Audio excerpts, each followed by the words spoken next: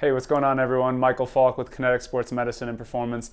Today I want to talk about a term that gets thrown around a lot in the fitness industry, and that is functional.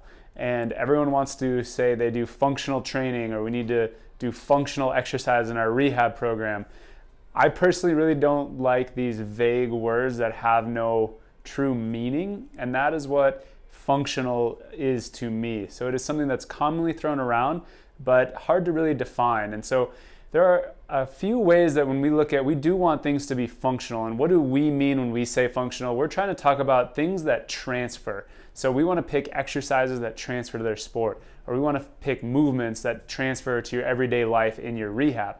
But it's not, an exercise doesn't have to look like your sport to transfer. So we can also look at functional in addition to just the movement patterns, the joint ranges of motion that you go through. We can also look at it from a physiologic standpoint of how much force do you have to produce, how quickly do you have to produce force, what types of stretch shortening cycle activities like jumping, cutting, running, etc.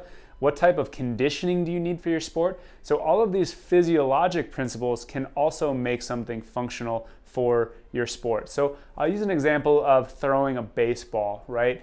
We don't have to do every single exercise up in this plane of motion, all of our shoulder exercises like external rotation, internal rotation, things like that, because that looks like throwing.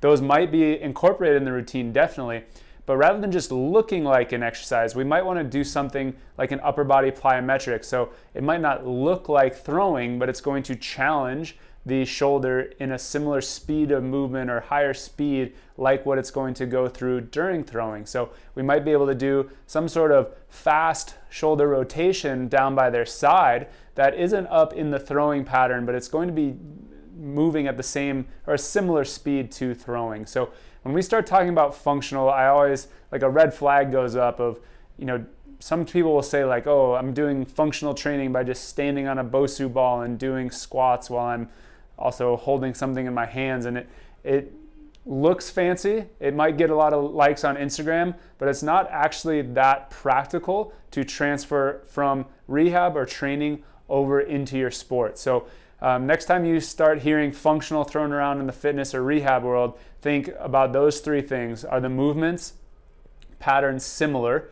Are the joint ranges of motion similar? Or are the speed or kind of physiologic principles behind that movement similar? And if any one of those three is checking that box, then that might be a great exercise for you to incorporate into your routine to improve your performance or overall feel better in your life.